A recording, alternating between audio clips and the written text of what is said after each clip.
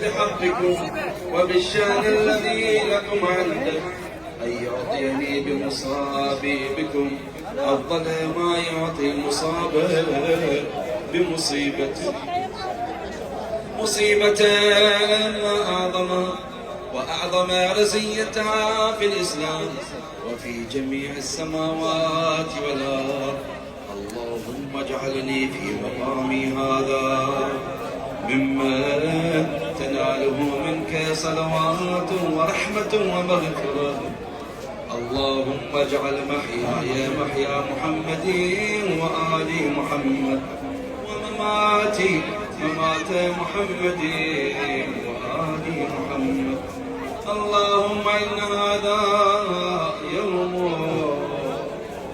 يوم عاشوراء، يوم تبركت به بنو أمية وابن آكلة الأكباد اللعين ابن اللعين على لسانك ولسان نبيك صلى الله عليه وآله.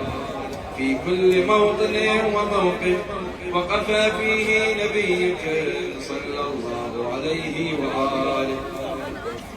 اللهم لعن أبا سفيان ومعاوية ويزيد بن معاوية عليهم منك اللعنة أبد الآبدين. وهذا يوم فرحت به آل زياد وآل مروان بقتل الحسين صلوات الله.